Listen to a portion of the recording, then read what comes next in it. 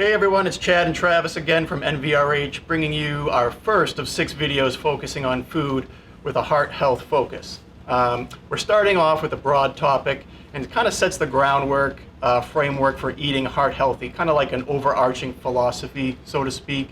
And that's trying to eat mostly minimally processed foods and staying clear of the ultra processed food choices out there. That's right, and this doesn't just apply to heart health. This is a great guideline to follow just to generally eat better, and it'll help you avoid other chronic diseases.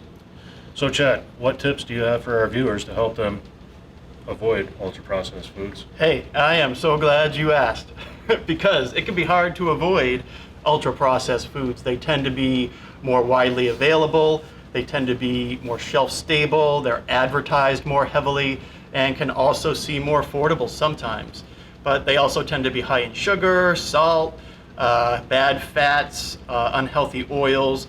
They tend to be low in protein and fiber, which are 2 things that really make you feel full. So it's easy to eat too much of these foods and get high blood sugars, gain weight, and basically experience more inflammation, which is not a good thing either.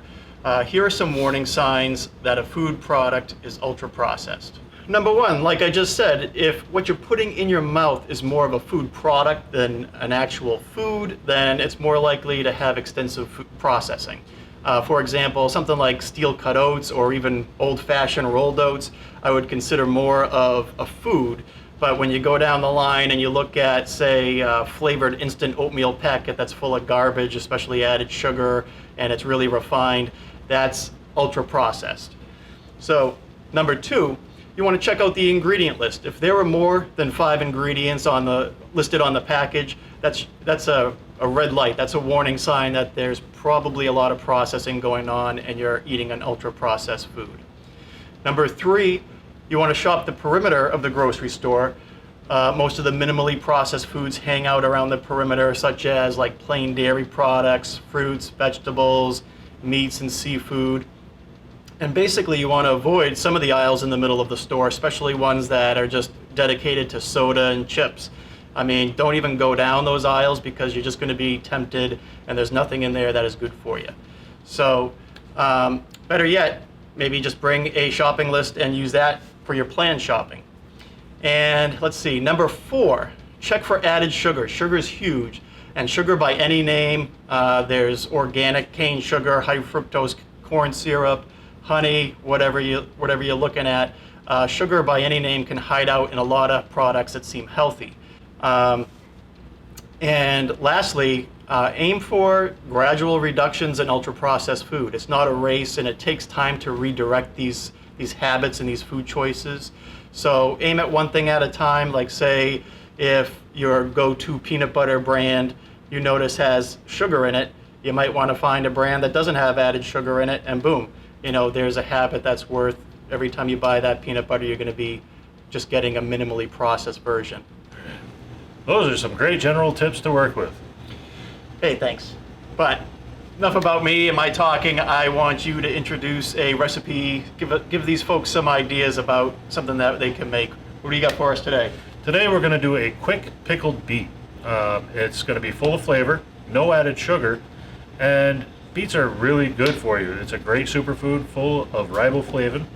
It's going to make you feel full and satisfied without actually having to go for that bag of Oreos. Sweet. Yeah, beets are great, and you could use fresh, frozen, canned. They're all good. What I'm going to use today for this demonstration is a canned beet. Very minimally processed. They peeled it, they sliced it, they put it in a can with some water. That's about it. Sweet. Well, let's run through it. Here you see Travis adding to a saucepan half a cup of white vinegar, followed by a spice mixture of 1/8 teaspoon of ground clove and 1/4 teaspoon each of garlic powder and onion powder, and then just a touch of red pepper for some. We're going to bring this mixture to a quick simmer, whisking it over the stove top. And once it's simmering pretty well, we're going to take those canned beets, we're going to drain them and just add them to the saucepan. Bring back to a simmer and give it a couple minutes for those beets to come up in temperature. Let them soak up that vinegary solution, and then Travis is going to gracefully plate these up And you're going to want to add a little bit of the cooking liquid to the beets on your plate just for a little extra kick and flavor. Now let's see what he thinks once he gives it a shot.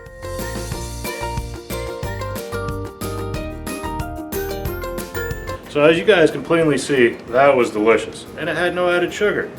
There's lots more where that came from, so keep tuning in for more detailed tips, tricks, and recipe demos that will keep you and your family heart healthy.